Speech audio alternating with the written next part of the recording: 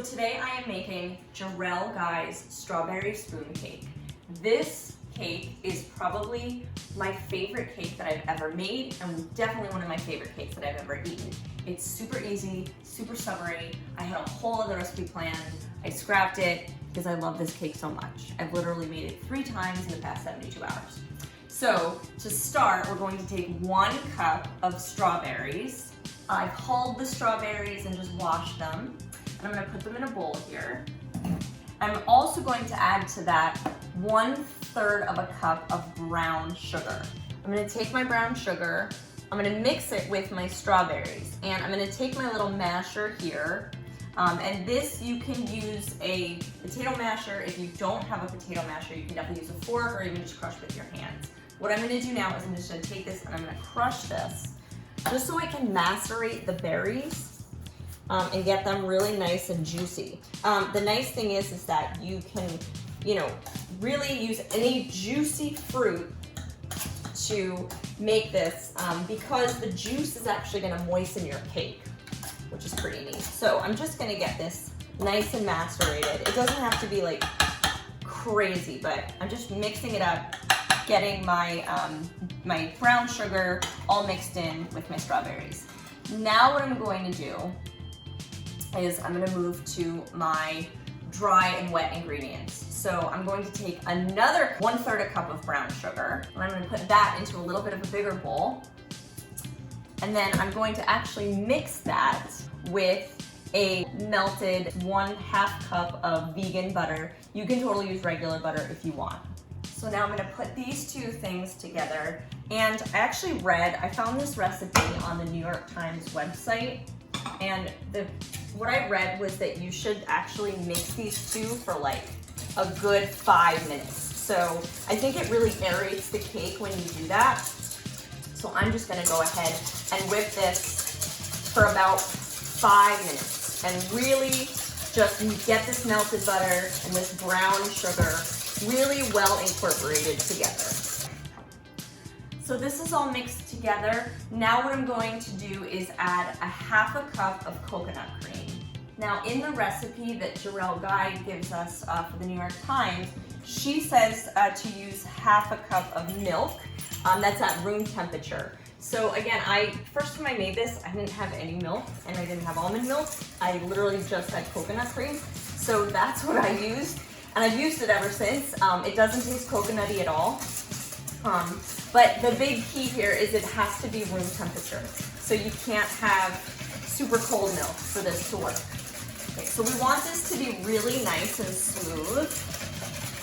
I'm just gonna continue to mix this, just letting it aerate. I'm just gonna do this for a couple of minutes. So this is also a great arm workout, as I'm sure you've guessed if you're making this cake along with me. Now I'm going to add a flour mixture. I have 1 cup of flour mixed with 1/2 teaspoon of salt and 1 teaspoon of baking powder. So I'm gonna add this to my batter, and literally that's really the last major step, and that's all the ingredients that we're gonna need for this. Again, I told you it's super simple. And you know what? We work our arms a lot mixing this. I guess you could use an electric mixer. I'll just do it by hand. You know why? Because I feel like I'm working out, and I can trick myself into thinking that I've burned off all of the calories from the cake before I've even made it, which gives me an excuse to eat the whole thing.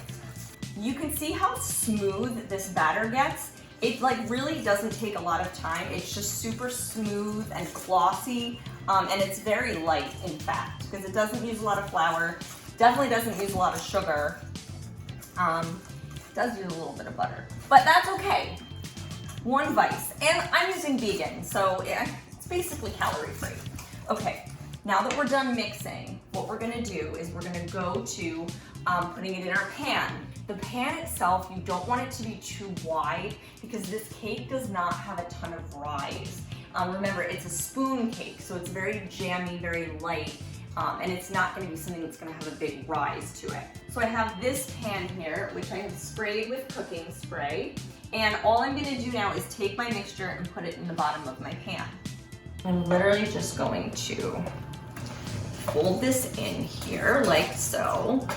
And this just comes out nice and easy. Once this is all incorporated into my pan, I've preheated my oven to 350 degrees. So I can literally just pop this in once I smooth out the cake and add the berry mixture.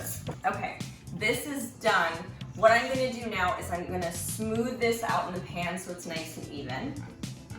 Just literally get that all around my edges, to the edge of the pan. And then once I get that all smoothed out and even in my pan, I'm gonna pour my berry mixture right on top. And that's it, that's all we gotta do. So now I'm gonna take my berries, I'm gonna pop them right on here like this, mix those out. You don't wanna mix them too much, you want these just to sit right on top. Okay, so now I've got all of my juice and my sugar here, and this is just gonna be super jammy, it's gonna be super light, it's gonna be super delicate. It's gonna be like a little miracle that comes out of your oven, like a little angel cake that comes out. It's gonna be absolutely amazing. I'm gonna put it in my 350 oven for 25 minutes. Again, this took no time at all. Can't wait for you to see what this looks like. So now is the best part. We've taken it out of the oven. You wanna let it sit for about 3 to 5 minutes so that the cake and all that juice can settle. And now is the best part, we get to eat it. So I'm literally not even gonna take this out of the pan. I'm just going to take a spoon and eat it because it's gonna be gone in like 5 minutes. Look at all this strawberry deliciousness. This looks amazing.